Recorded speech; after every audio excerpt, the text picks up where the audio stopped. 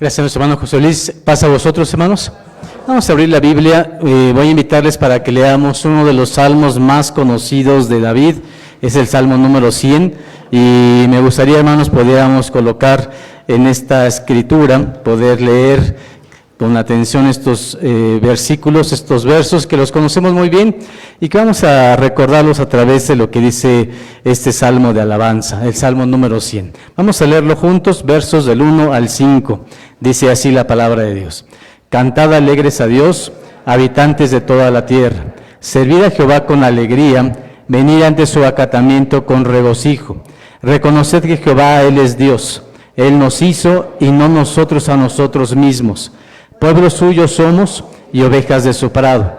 Entrad por sus puertas con reconocimiento, por sus atrios con alabanza. Alabadle, bendecid su nombre, porque Jehová es bueno. Para siempre es su misericordia y su verdad por todas las generaciones. Amén. Tomen sus lugares, hermanos, por favor. Las personas las reconocemos no solamente por lo que dicen, sino también por lo que escriben, por lo que pueden plasmar a través de las palabras, y no es la excepción el rey David, un rey que, hermanos, escribe la mayoría de los salmos que tenemos en este libro, y que uno de los más conocidos es el Salmo 100. Hermanos, vamos a dar un poquito de contexto. En este tiempo todavía no existía el templo, no lo construye él. ¿Quién lo construye? Su hijo Salomón. Todavía no existía el templo con la gloria, el tamaño, con toda la perfección que, hermanos, significó un templo como el de Salomón. Sin embargo, a pesar de eso, tenían un templo pequeño, un templo, hermanos, que no se había, pues durante el tiempo no se había podido construir, sino que era un tabernáculo todavía. Y en esas instancias y en esos momentos, David todavía siente la alegría de ir a la iglesia. Bueno, vamos a llamarlo así, si fuera en nuestros tiempos, la alegría de ir al templo y de presentarse delante de Dios. Vean lo que dice el versículo 4. Entrad por sus puertas con reconocimiento. Cuando dice esto, ¿qué reconocía David? Exactamente, es reconocer, es volver a conocer, reafirmar lo que él sabía, que Dios era el creador del universo. Cuando él pasaba la puerta, él decía, todavía no es el templo, es cierto, pero encuentro a Dios aquí. Y dice, entonces lo hago con reconocimiento, voy a sus atrios con alabanza, y dice también alabadle, lo exhorta ahora a todos los demás, bendecid su nombre, y explica por qué. Porque Jehová es bueno, y luego explica, hermanos, algo muy importante. Para siempre es su gran misericordia y su verdad por todas las generaciones del ser humano. Así que entonces, eso es lo que sentía David. Si yo les preguntara, hermanos, ¿en qué condiciones se encontraría David cuando escribió este salmo? ¿Estaba triste? No, hermanos, ¿cómo se encontraría? Alegre, gozoso, se encontraría bendecido, agradecido con Dios y se encontraba feliz. Hermanos, este tipo de momentos, ¿los han vivido ustedes? Cuando venimos a la iglesia, a la congregación y decimos, qué alegría podernos presentar delante de nuestro Dios. Y hermanos, puedo quitar los conflictos que traigo, los problemas del trabajo, alguna angustia que me aflige, la dejo a un lado y digo, me la va a resolver Dios. Y entro a la casa del Creador con reconocimiento, como dice este Salmo número 100. Feliz se encontraba David. Pregunta siguiente, hermanos. ¿Toda la vida del ser humano siempre está en estos momentos? ¿David siempre fue feliz? No, hermanos. ¿Nosotros siempre somos felices? Pues no, ¿verdad? Tampoco. Nos gustaría tener muchos años de felicidad, muchos días felices. Y a veces, si comparamos, decía su hijo Salomón, si yo comparara la cantidad de días tristes con la cantidad de días felices que tengo, ¿quién tiene más? ¿Cuáles son los mayores? Los días tristes. Y decía Salomón, es cierto, en ocasiones la cantidad de días que no son, hermanos, digo, yo no tengo contentamiento por ellos. Y decía y escribía Salomón, transfórmalo, que no te pase eso. Haz que tus días se vuelvan con mayor sentido. Y uno de ellos es precisamente el Salmo 100. Pero hay que entender al escritor en todos sus aspectos. En el aspecto de alegría y compartir con él y decir, yo también me parezco a él cuando estoy alegre.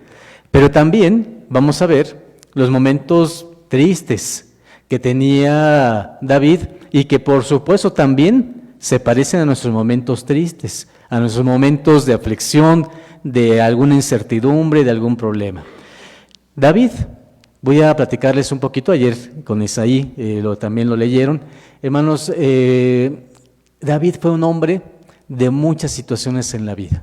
Le tocó guerras, le tocó problemas, le tocó que las personas más cerca de él lo abandonaran o incluso lo traicionaran. Hubo un general que era uno de los más importantes en las batallas y que en su momento se rebeló contra el mismo David y le dio la espalda. ¿Cómo se sentiría un hombre con todo esto? Un hombre con el peso de cargar toda la responsabilidad del pueblo, de tomar decisiones. Desde joven, estar en enemistad con el rey. ¿Con qué rey tenía problemas? Con Saúl, lo perseguía. En una ocasión, Saúl le lanza la espada, le da una lanza, hermanos, que lo pasa cerca de David y con la intención de matarlo. Entonces David tomó muchas cosas y también, si vemos, hermanos, nuestra vida también tiene ese tipo de situaciones. Le llamamos altibajos. Cosas bonitas, cosas buenas, cosas agradables, pero también cosas tristes, frustrantes, de enojo, preocupaciones. Navegar entre esto, esa es la vida. La Biblia misma lo dice. Job, uno de los escritores bíblicos, dice, mira, la vida está llena de sinsabores. ¿Cómo haces entonces para encontrar un balance que te ayude? Quisiera entonces apoyarnos en David. ¿Cómo lo hizo él? ¿Cómo resolvió sus angustias para que aprendamos nosotros también a resolverlas? Lo primero, quiero recordarles, hermanos, uno de los problemas más complejos que tuvo. Yo creo que los problemas más difíciles que tenemos son siempre con nuestra familia, ¿o no creen? Cuando los problemas nos angustian más, es el problema con el hijo, con la hija. Esas son las cosas que nos angustian. Vean, segundo libro de Samuel. Dice el segundo libro de Samuel. Aprovecho para recordarles, hermanos, que en ocasiones decimos primera de Samuel o segunda de Samuel, pero recordemos que estos son libros y a ellos se les debe de decir primer libro de Samuel, segundo libro de Samuel, para que los diferenciemos de las cartas. Las cartas de Pablo, esas sí son, o la de Juan, primera, segunda, tercera, pero esos son libros y van en masculino. Entonces, el segundo libro de Samuel, quisiera que encontráramos el capítulo número 14. Vamos a leer, segundo libro de Samuel, capítulo 14, y vamos a tomar el versículo número 23. Dice la palabra de nuestro Dios. Levantóse luego Joab y fue a Jesús, y volvió a Absalón a Jerusalén. Mas el rey dijo, váyase a su casa y no vea mi rostro. Y volvióse Absalón a su casa y no vio el rostro del rey. Y no había en todo Israel hombre tan hermoso como Absalón de alabar en gran manera. Desde la planta de su pie hasta la mollera no había en él defecto. Y cuando se cortaba el cabello, lo cual hacía al fin de cada año, pues le causaba molestia y por eso se lo cortaba, pesaba el cabello de su cabeza 200 siclos de peso real. Y nacieronle a Absalón 3 hijos, y una hija que se llamó Tamar, la cual era hermosa de ver. Y estuvo Absalón por espacio de 2 años en Jerusalén, y no vio la cara del rey. Y mandó Absalón por Joab para enviarlo al rey, mas no quiso venir a él, ni aunque envió por segunda vez, quiso él venir. Entonces dijo a sus siervos, bien sabéis las tierras de Joab junto a mi lugar, donde tiene sus cebadas, id y pegadles fuego. Y los siervos de Absalón pegaron fuego a las tierras. Levantóse por tanto Joab, y vino Absalón a su casa y díjole, ¿por qué has puesto fuego tus siervos a mis tierras?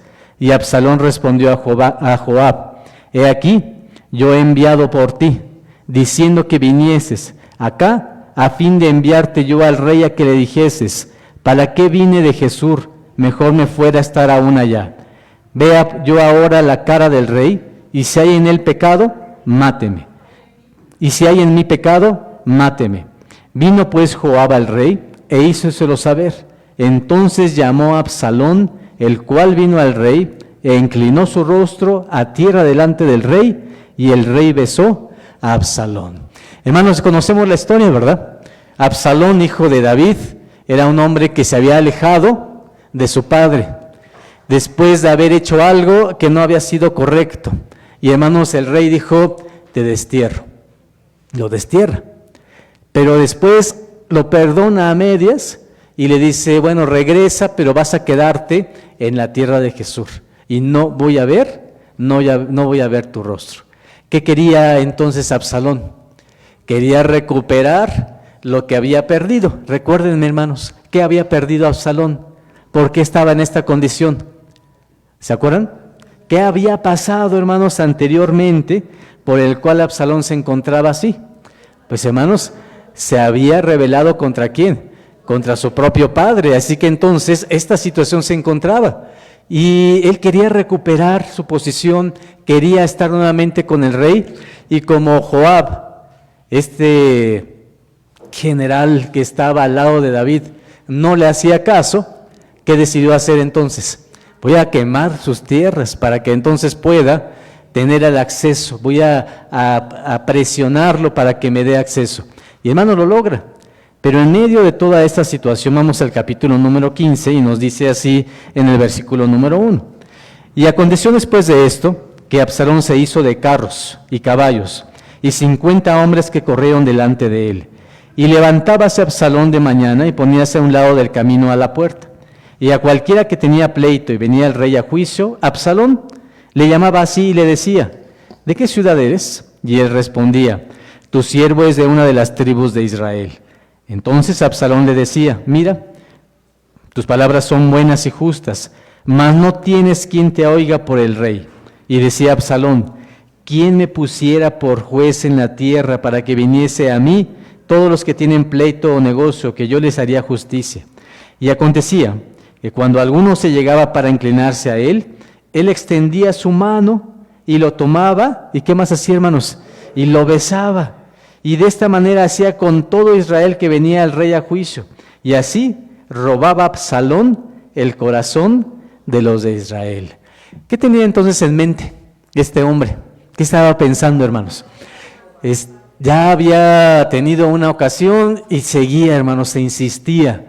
Él decía, quiero tomar un lugar, quiero que la gente me vea, quiero robarle el corazón del rey, que ya no lo quieran tanto a él, sino que también pues yo esté aquí, hermanos. Y estaba ahí este hombre llamado Absalón, robaba la vista, robaba la buena expresión, la forma y el concepto que tenían del rey, y él quería, hermanos, tomar esto para sí. Versículo número 7. Y al cabo de 40 años aconteció que Absalón dijo al rey, yo te ruego me permites que vaya a Hebrón a pagar mi voto que he prometido a Jehová. Porque tu siervo hizo voto cuando estaba en Jesús, en Siria, diciendo, si Jehová me volviere a Jerusalén, yo serviré a Jehová. Y el rey le dijo, ve en paz. Y él se levantó y fue a Hebrón. Pero envió Absalón espías por todas las tribus de Israel, diciendo, cuando oyeres el sonido de la trompeta, diréis, Absalón reina en Hebrón. Y fueron con Absalón 200 hombres de Jerusalén, con él convidados, los cuales iban en su sencillez, sin saber nada. También envió Absalón por Achitopel Gilonita, del consejo de David, a Gilo su ciudad, mientras hacía sus sacrificios. Y la conjuración vino a ser grande, pues se había aumentado el pueblo. ¿Con quién, hermanos? Con Absalón. Así que, ¿cuánto tiempo le costó a Absalón trabajar esto? Hermanos, fue paciente, ¿verdad? ¿Cuánto tiempo estuvo trabajándolo? 40 años. Dijo, yo voy a ser el rey y le voy a robar a mi propio padre el trono de este reino. ¿Cómo lo hizo? Poco a poco, ganándose la aceptación de todos los demás, ganándose el que lo vieran bien, el que les hacía favores, el que les haría justicia. Y él, hermano, decía, estoy haciéndolo muy bien. Ya es momento entonces de salir de Jerusalén y entonces poner en marcha el plan que tengo. ¿Cuál era realmente el plan? Dijo, miren, voy a contratar gente y les voy a decir, digan que Absalón ya está reinando al lugar a donde iba. ¿Qué ciudad iba? La ciudad de Hebrón.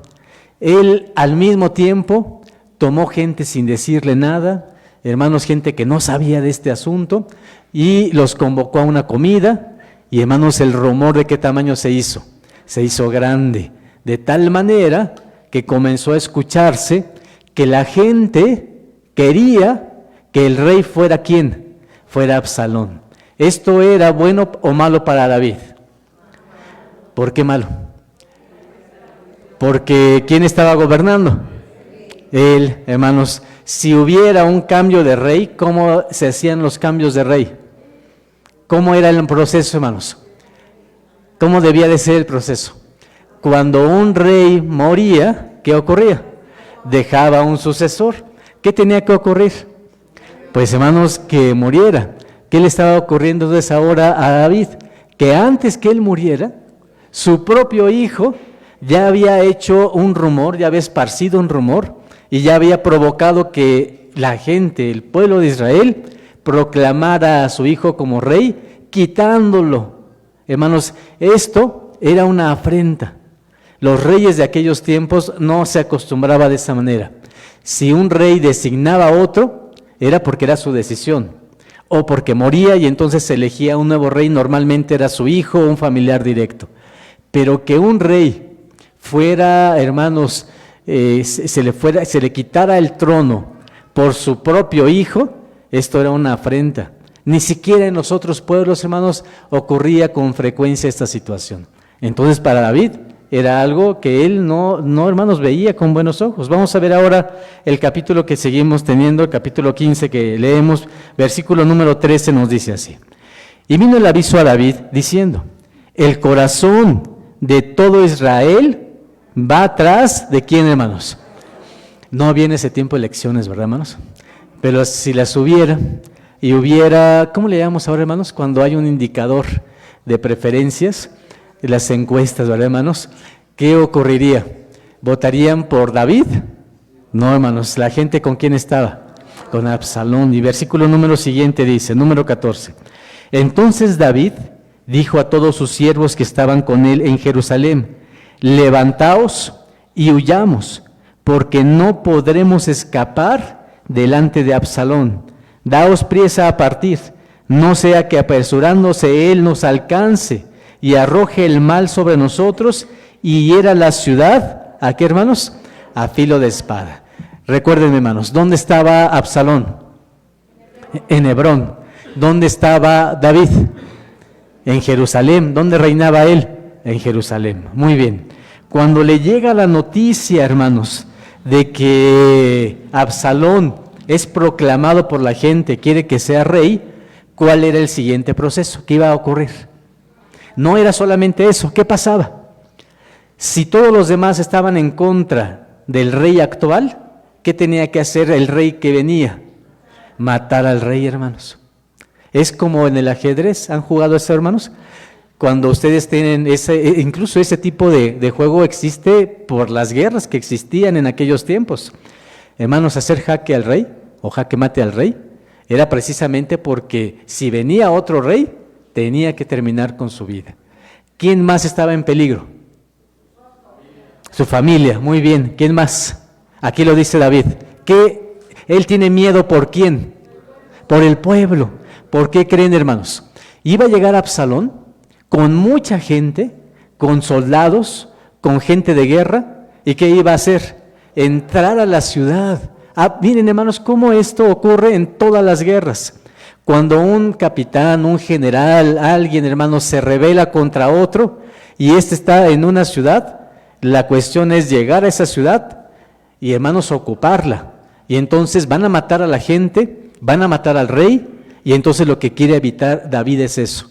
Van a venir a Jerusalén y mucha gente va a morir, porque van a llegar matando a todos los que están conmigo, no solamente la parte del ejército, sino el pueblo en general. David, hermanos, como ser humano, como rey, como este hombre que también tenía misericordia, ¿qué pensó? ¿Qué era lo mejor entonces? Huir, hermanos. Miren, él se pudo haber quedado y él pudo enfrentar a su propio hijo y decir, bueno, vamos a ver, hermanos, en la guerra, pues qué ejército es más poderoso, si uno u otro. Pero hermanos, él decía, me voy a enfrentar contra mi propio hijo, prefiero no hacerlo. Segunda, voy a poner en riesgo a toda esta ciudad porque van a entrar y van a matar gente, mejor prefiero irme. Y hermanos, abdica. De alguna manera, hermanos, lo que él está haciendo es abdicar, ¿a qué, hermanos? Al trono. ¿Por qué abdica? Porque huye, abandona el lugar. Si un rey abandona el lugar donde está reinando, ¿qué pierde? Pierde todo, hermanos, su autoridad, su prestigio, el privilegio que tiene. Es una abdicación. Y lo que está haciendo entonces David es, me pongo a un lado. Prefiero quitarme el puesto, quitarme el privilegio de ser rey, que luchar contra mi propio hijo y además de todo eso, que mucha gente muera. Hermanos, este tipo de cuestiones nos ayudan a entender cómo un ser humano tiene estas cuestiones en su vida. Muchos problemas a resolver, muchas situaciones a poder tomar la decisión correcta, pensar y decir qué cosa es lo mejor para mí. No dejarse llevar solamente por lo que es la apariencia o por lo que son las emociones o por lo que es el poder. Tratar de pensar cuál es la situación más correcta y decidir por ella. Por eso es que aprendemos de estas historias. Cuando estoy en dificultad, necesito tomar la decisión más apropiada. En ocasiones, eso significa, hermanos, abdicar, ¿o no? En ocasiones significa dejar a un lado lo que yo quisiera tener. En ocasiones significa hacerme a un lado de lo que creo que es beneficio para mí. Pero si es necesario, ¿qué tengo que hacer? Lo tengo que aprender a hacerlo. Ya vendrá el momento. Eso también es muy importante. Yo no quisiera, hermanos, mostrarles o enseñarles que ante cualquier problema me haga a un lado y no luche. Lo que estoy diciendo es, hace un balance y dice, en este momento no es lo más correcto, me hago a un lado. Ya vendrá el momento en el cual pueda luchar y pueda tomar la batalla y pueda hablar como debo de hablar. ¿Sí me explico, hermanos? Entonces es muy importante saber que Dios nos da los elementos para tomar las decisiones correctas y también regresar, hermanos, porque no se trata de irse y de abandonar todo, sino de decir no es el momento, pero Dios me va a dar el momento en el cual sí se puede hacer. Vamos a ver ahora la siguiente parte. Segundo libro de Samuel que tenemos, 16, versículo número 5 dice así. Capítulo 16, versículo 5 dice, y vino el rey David hasta Beorim, y aquí salía uno de la familia de la casa de Saúl, el cual se llamaba Semei, hijo de Gera, y salía, ¿qué cosa, hermanos? Maldiciendo. ¿Qué había hecho David? Huyó, hermanos, dejó que Absalón regresara, que pensara que tomara el trono, y hermanos, él dice, me voy a ir. Encima de esto, le ocurre algo personal. Esas cosas personales, hermanos, duelen mucho. Si duele cuando la cantidad de gente ya no quiere estar con nosotros, duele. Pero cuando alguien en forma con insistencia te dice algo y te lo dice para molestar, hermanos, la herida se hace grande. Vean lo que ocurre. Versículo 5 nuevamente. Y vino el rey David hasta Beorim, y aquí salía uno de la familia de la casa de Saúl, el cual se llamaba Semei, hijo de Gera, y salía maldiciendo y echando piedras contra David y contra todos los siervos del rey David, y todo el pueblo y todos los hombres valientes estaban a su diestra y a su siniestra. Y decía Semei, maldiciéndolo, sal, varón de sangres. ¿Qué mal le decía, hermanos? ¿Hombre de quién? Hombre de Belial. Jehová te ha dado el pago de toda la sangre de la casa de Saúl, en lugar del cual tú has reinado. Mas Jehová ha entregado el reino en mano de tu hijo Absalón, y hete aquí, sorprendido en tu maldad, porque eres varón, ¿de qué, hermanos? De sangres. Hermanos, igual que en la mañana, Semei lo que decía era verdad o era mentira. Era verdad. David se había hecho cosas así. ¿Era un varón de sangres? ¿Había matado gente, hermanos? Sí, por supuesto. Dios lo estaba de alguna manera, hermanos, confrontando consigo mismo. Por supuesto que sí. Y lo que más le duele a David en ese momento es que un hombre lo maldiga. No solo que, hermanos, es que hable mal de él, sino que lo maldiga. Y le dice, Dios te está maldiciendo. ¿Y sabes por qué? Porque el trono que tenías, todo lo que pensabas que era importante, ya no lo tienes. Estás sufriendo, estás teniendo la afrenta que tu propio hijo te ha destronado. Sí se lo dijo directamente, ¿o no es así, hermanos? Y tú ya no estás en donde deberías de estar. Bien merecido te lo tienes. ¿Eres varón de qué? Varón de sangres. Y hermanos, qué cosa tan difícil. ¿Qué diferencia con el Salmo 100? ¿O no es así, hermanos? ¿Ustedes creen que en ese momento estaba para cantar el Salmo 100? Pues no, hermanos, eran momentos, cada cosa tiene su momento distinto. Y entonces dice el versículo número, voy a leer solamente lo último del texto, fíjense cómo se lo enfatiza. Y hete aquí, sorprendido en tu maldad, porque eres varón de sangres. Entonces Abisaí, hijo de Sarbia, dijo al rey, ¿por qué maldice este perro muerto a mi señor el rey?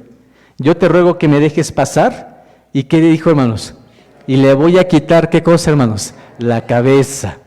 Siguiente pregunta. ¿Abisaí estaba a favor de David? ¿Lo podría haber hecho, sí o no? Por supuesto, hermanos. ¿Tenía la anuencia de David? Podría tenerla. ¿Y qué le dijo? No le voy a cortar la lengua, hermanos, como hacía otros reyes. ¿Qué dijo? Yo le voy a cortar de una vez, ¿qué cosa? La cabeza completa. Miren nada más. Y la expresión, ¿verdad? ¿Por qué maldice este perro muerto a mi rey, a mi señor el rey? Versículo 10. Y el rey respondió, ¿qué tengo yo con vosotros, hijos de Sarbia? Él maldice así porque Jehová le ha dicho que maldiga a David. ¿Quién pues le dirá, por qué lo haces así? ¿Qué clase, hermanos, de persona para poder comprender una situación así? Me está yendo mal, mi propio hijo me quitó el trono, encima me maldicen, y tiene todavía, hermanos, la reflexión, que es algo que nos debe ayudar siempre. El, hermanos, razonar en los momentos difíciles, porque es cuando menos razonamos. Cuando estamos en los momentos alegres es más fácil, pero cuando estoy en el problema, hermanos, se nos nubla, ¿o no es así? Cuando estoy en el problema, pienso que todos los demás tienen la culpa y no yo. Cuando estoy en el problema, es ahí cuando es difícil razonar. Y David dice, ¿sabes qué? Tengo que aceptarlo. No lo está diciendo él, no es Semei, no es la voz es la de Semei, pero quien lo está enviando a decírmelo, ¿quién es? Es Dios. Qué terrible, hermanos, para David saber que la vida estaba así. Que un hombre con todas estas oportunidades, con un rey con tanto poder, con un rey con tantos privilegios, ahora estaba humillado por un siervo. Y que, hermanos, él decía, además de todo, tengo que aceptar que es así. Versículo número 11 que estábamos leyendo. Dice el versículo. Estábamos en versículo 10. Y el rey respondió, él maldice así porque Jehová le ha dicho que maldiga a David. ¿Quién pues le dirá por qué lo haces así? Versículo 11. Y dijo David a Abisaí y a todos sus siervos, he aquí, mi hijo que ha salido de mis entrañas, acecha ¿a qué? A mi vida. ¿Cuánto más ahora a un hijo de Benjamín? Dejadle que maldiga, que Jehová se lo ha dicho. Quizá, versículo 12, quizá mirará Jehová a mi aflicción y me dará Jehová bien por sus maldiciones del día de hoy. ¿Qué pensó David? Miren, hermanos, a ver, mi propio hijo me quitó el trono. Y no solamente eso, ya me está buscando, porque hay una regla en todo reino. La regla es, no puede haber dos reyes. Y aunque el otro haya abdicado y haya huido, ¿qué tendría que pasar? No puede haber dos reyes. Si uno quiere ser rey, tiene que matar al otro. Oye, pero es mi padre. ¿Creen que no ha pasado esto en la historia de la humanidad, hermanos? Por supuesto. ¿Qué decía David? ¿Lo reconocía o no? Él decía, es cierto, mi hijo viene contra mí, acecha a mi vida. Y hermanos, pero dice, déjalo, quizá Dios me dé oportunidad de que este día fuera a ser diferente. Hermanos, David tuvo la oportunidad de cambiar, tuvo la oportunidad de reflexionar y tuvo la oportunidad de encontrar soluciones a sus problemas. ¿Cómo lo hizo? ¿Lo hizo con quién? Reflexionando, hermanos, con su mente, con Dios. El ejemplo, hermanos, es cómo narra, hermanos, un escritor se nota siempre por lo que escribe.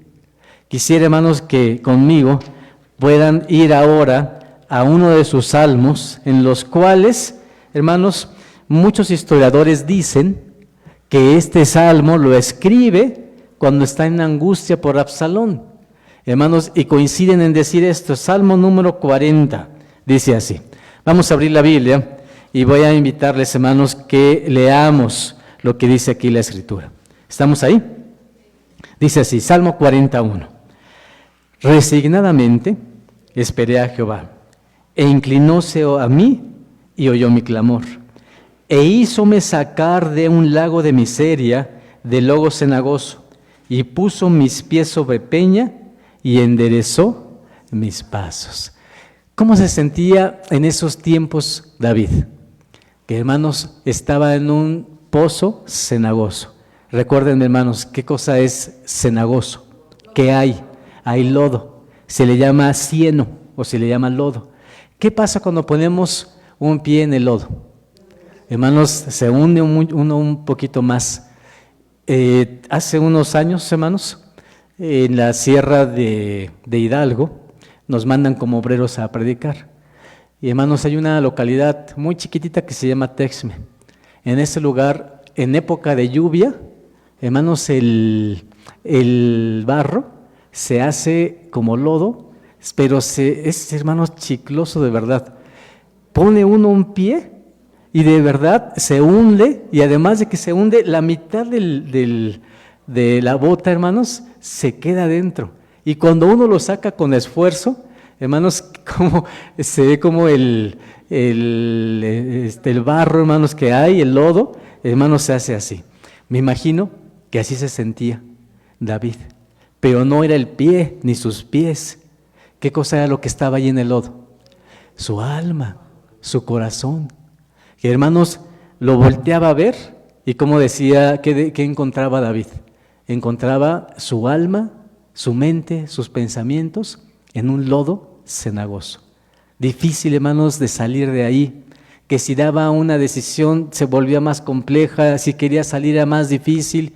Y, hermanos, por eso es que estos salmos nos ayudan, porque nosotros como seres humanos también tenemos estas vidas, también tenemos problemas que nos afligen y lo tenemos por muchas situaciones. Y es por eso que ponemos el pie y decimos, ¿cómo me gustaría que el pie fuera algo tan liso como un piso, hermanos, y que caminara sin problema? Pero no siempre es así. El alma de David estaba completamente angustiada. Pero, hermanos, ¿cómo lo hizo? Con decisiones. Cuando le tocaba tomar una decisión, pensaba, aunque era un ser humano con 1000 defectos, él decía, tengo que pensar de la mejor manera. Oye, me están maldiciendo. ¿Qué hacía David? Déjalo, ¿es de parte de quién? Es de parte de Jehová. Oye, es tu hijo el que te está quitando el trono. Dios será el que decida qué va a ocurrir. Yo tengo que tomar mis propias decisiones y lo voy a hacer confiando en el Creador. Y, hermanos, no se quedó. Hizo lo que tenía que hacer, decidió. Cuando tomó la decisión de salir de Jerusalén, lo hizo decidido, ¿o no es así, hermanos? Dijo, me voy porque si no van a matar aquí a toda la gente de aquí, de esta ciudad. Cuando oía, hermanos, iba de ciudad en ciudad y decía, no quiero encontrarme con Absalón, porque una cosa sería enfrentarlo y hablar con él, pero no es el momento correcto. Inmediatamente que yo me ponga enfrente de Absalón, ¿qué va a hacer Absalón? Ni vamos a hablar, va a sacar su espada y va a matar, porque no pueden haber 2 reyes al mismo tiempo. ¿Qué voy a hacer? Provocar que mi propio hijo peque contra Dios, matando a su propio padre. Y entonces en estas decisiones es lo que aprendemos. La decisión correcta, el tener paciencia, el esperar a nuestro Dios, el moverse y el moverse adecuadamente, sabiendo que eso donde me voy a ir o lo que voy a hacer es correcto. Dice el versículo, le pasó así a David. Releo el verso. Resignadamente esperé ¿a quién? ¿Qué significa resignadamente? ¿Se impacientó? No, hermanos. ¿Qué es resignado? Hasta que Dios decida. ¿O no es así, hermanos? Hasta que Dios decida. Si le hubiera cortado la cabeza a Semei, ¿qué hubiera sido? ¿Resignado? No, hermanos, si hubiera impacientado, hubiera dicho, ya no aguanto que me lo digas más, te corto la cabeza. Eso es intolerancia, ya no lo toleraría. Pero ¿qué pasa? ¿Qué dice él? Tengo que esperar hasta que Dios me dé la respuesta que necesito. Y mientras tengo que seguir, y tengo que seguir. Resignadamente esperé a Jehová, e inclinóse a mí, y oyó mi clamor. E hízome sacar de un lago de miseria, de lodo cenagoso, y puso mis pies sobre peña, y enderezó mis pasos.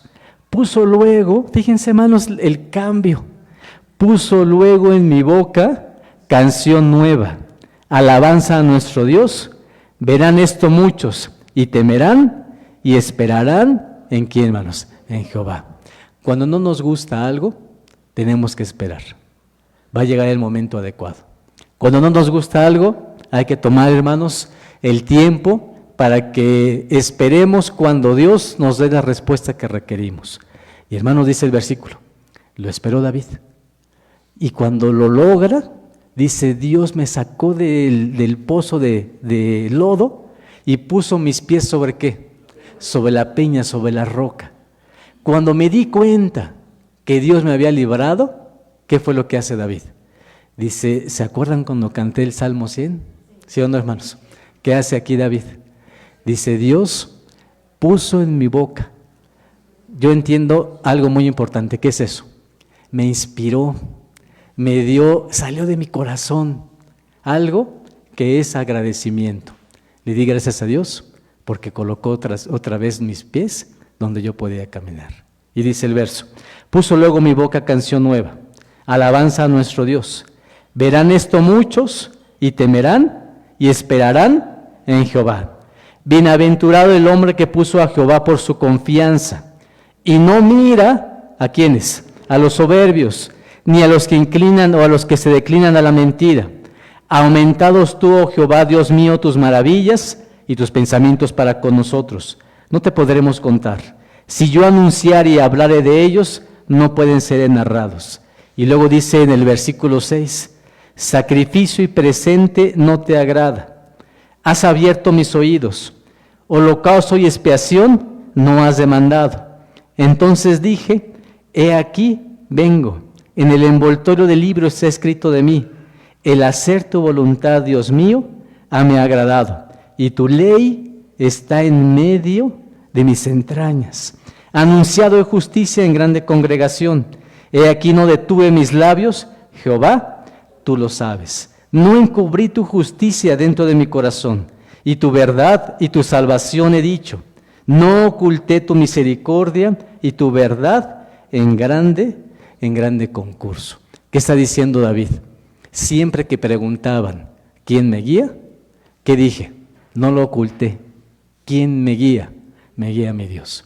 Y hermanos, termino con esto. David no sabía todavía que las palabras que estaba escribiendo, diciendo y escribiendo en este poema, en este canto, hermanos, iban a tener una repercusión mucho más grandiosa de lo que él mismo pensaba. Cuando él escribió, sacrificio y presente no te agrada. Cuando él escribió, entonces dije, he aquí vengo, aquí estoy para que se haga tu voluntad. Hermanos, no sabía todavía en ese momento David que lo estaba haciendo también de una manera profética. Estas palabras, ¿quién las menciona? Jesús. ¿Cuándo? ¿En qué momento? Cuando, hermanos, Dios lo envía y le dice, vas a dar tu vida para que este mundo tenga salvación. ¿Y qué dice Jesús? Heme aquí. Y dice, en el envoltorio del libro está, ¿qué, hermanos? está escrito de mí. David se refería a sus propios salmos, pero era profético. Se refería a otro envoltorio, de otro libro y de otra circunstancia también. ¿De quién estamos hablando? Hermanos, desde el momento en el que desde el principio, dice la Biblia, fue ordenado como un cordero desde antes de la fundación del mundo.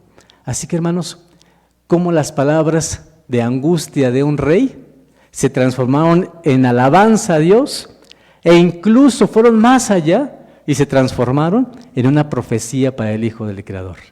Y hermanos, resumiendo todo esto, tenemos ahora a un David pasando de la angustia a la alegría. Pregunta, ¿creen que después de esto iba a tener algún otro momento de angustia? Por supuesto, pero él sabía ya la forma de hacerlo. ¿Qué tenía que hacer? Paciencia. Tenía que tener, hermanos, orden en sus pensamientos. Tenía que decidir correctamente. Tenía que esperar lo que le toca a Dios y él hacer lo que le tocaba a él hacer. Cuando se da cuenta de esto, hermanos, sabe que su vida va a tener muchas cosas buenas y muchas cosas malas, pero aprendió a vivirlas y nos escribió esto para que nosotros podamos también decir lo que él dijo en estos versículos. Hízome sacar de un lago de miseria, del lodo cenagoso, y puso mis pies sobre la peña y enderezó mis pasos. Vamos a la última parte del Salmo 40. Dice así, versículo número 16.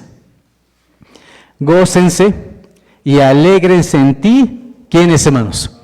Todos los que te buscan, y digan siempre los que te aman, tu salud, Jehová sea, ¿qué, hermanos? Ensalzado. ¿Qué les parece este último versículo que escribe el rey David? Y lo une con esto. Aunque afligido yo y necesitado, Jehová pensará de mí, mi ayuda y mi libertador eres tú. Y cuando, hermanos, estamos ahí y que todavía no salimos, podemos decir esto: Dios mío, ¿qué le decimos, hermanos? Por favor, Dios, no te tardes. Y cuando ya me sacó, ¿qué decimos? Por favor, Dios, gracias. Mi corazón tiene un canto nuevo y una alabanza nueva hacia ti. Que, hermanos, esta enseñanza del rey David esté en nosotros, la pongamos en práctica, seamos unos hombres de Dios, unas mujeres de Dios y tomemos decisiones correctas. Que Dios los bendiga, hermanos. Paz a vosotros.